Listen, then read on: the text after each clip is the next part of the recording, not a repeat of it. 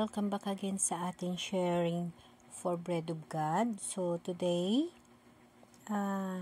ating pag-uusapan ang tungkol sa relasyon sa mahal na Diyos. So, sa ating mga tumuluo o mga tao na nanampalataya sa Diyos, ay dapat natin unawain at alamin kung ano ba ang relasyon natin sa Diyos. Ano ba tayo kalapit sa Diyos? Ano ba ang relasyon na mayroon tayo sa Diyos? Dahil sa relasyon na mayroon tayo sa Diyos, diyan natin makikita na tayo ay mga tao na nanampalataya sa Diyos at malapit sa Diyos. Madali o tayo makapenetrate or makakuha ng mga tulong ng ating mahal na Diyos. Ayon no dito sa mga sinasabi na huwag ka magturo sa Bible dahil na mali-mali yung tinuturo mo. Wala akong tama sa tao na nagtuturo sa Bible. Dahil kanya-kanya ho tayong may sariling mga paniniwala at may sariling pag-uunawa. Ngunit para sa akin, nababase ho ako sa realidad ng buhay ko at sa mga pangyayari sa buhay ko na kung saan ginagabayan ako ng Diyos at tinutulungan ako ng Diyos. So, ito lang ang aking masasabi sa inyo, brothers and sisters, na kailangan natin unawain ang mga nakasulat sa Bible at gamitin sa buhay. Gamitin mo rin sa buhay. Kung ano ang iyong pag-intindi, yun ang gagamitin mo. Kung anong pag-intindi ko, yun ang gagamitin ko. Dahil alam ko, yun ang tama para sa akin at yun ang ikinabubuhay ko kasama ng Diyos. Kung ano man ang nababasa ko sa Bible at nagre-reflect sa sarili ko, yun ay ang totoong buhay ko sa araw-araw na lahat. So, babasahin natin dito ang nakasaad sa Matthew 7, verse 21-23. Ito ay isang chat ng nag-live ako. So, ito lang ang akin din na masasabi at ang aking pag-uunawa dito. Nakasaad dito sa verse 7, Matthew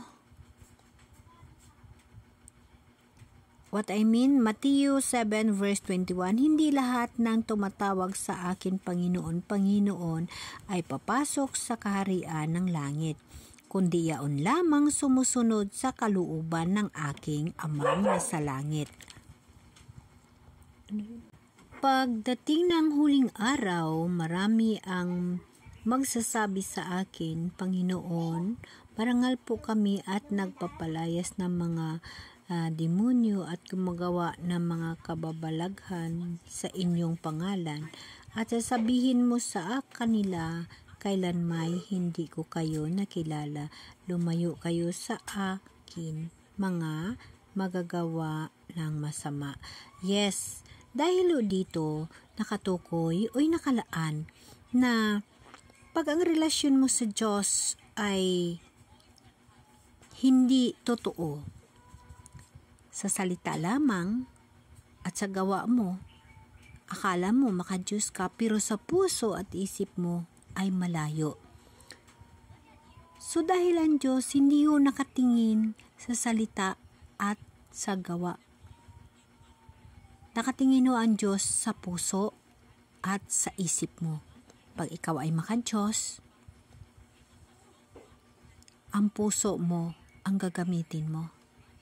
Dahil ang Diyos nasa puso, ang Espiritu ng Diyos ay nasa puso. So kapatid, ako ay hindi ako nagtuturo nang hindi ko italambuhay sa buhay ko, kundi mismo sa sariling buhay ko. Wala akong makapasok sa kaharian ng Diyos kung sa salita lamang at sa gawa natin babasihan, dahil ang Diyos nakatingin sa puso at isip natin. Diyan mo makikita ang Diyos sa puso at sa isip, dahil Diyos lang ang nakakaalam ng mga bagay na iyon. Pag ang Espiritu ng Diyos nasa sayo, gabayan ka ng Diyos ng buong buo. Ito pa ang nakasaad sa Kawikaan na verse 24 to 32 sa Kawikaan mula 1, 24 to 32.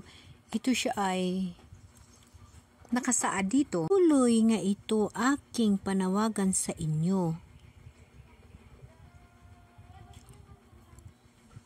Ngunit hindi ninyo pansin pati aking mga kaway. So, dito sa verse 24 hanggang sa verse 32, dito nyo makikita yung katigasan ng ulo ng mga nanampalataya, no? Kasi mayroong mga tao na nagbibigay ihimplo, nagbibigay ng example na yun ang naranasan nila sa buhay, ang totoong buhay na nangyayari sa buhay nila sa mahal na Diyos, na pwede mo rin yun gagawin at maranasan mo rin ang pagmamahal ng Diyos. Ibukas mo iyong puso, ibukas mo iyong isip, at huwag kang mamatigas sa sarili mo. Tanggapin mo ang Diyos sa puso mo, sa isip mo. Ikabubuhay mo ang Diyos ng buong buo sa puso mo at sa buhay mo dahil ang Diyos nandyan sa'yo. Huwag kang mamatigas na hindi makikinig sa mga payo ng iba na alam mo na tama para sa puso mo, at yun malalaman mo na tama pag ang Espiritu Santo ng Diyos ay nasa puso mo, mararamdaman mo ho yun. Tatandaan nyo, brothers and sisters, pag ang Espiritu ng Diyos nasa puso natin, lahat ng mga salita ng Diyos na ayon sa kagustuhan ng Diyos, kusaw ito na magpenetrate sa mga puso natin, sa mga damdamin natin, sa sarili natin. Lagi natin tatandaan na pag ang puso ng Diyos ay ginagamit mo, ang Espiritu ng Diyos ay ginagamit mo at ipinagkaisa mo sa puso mo, ipinagkaisa mo ang buhay mo na si Kristo ang ulo at ikaw ang katawan.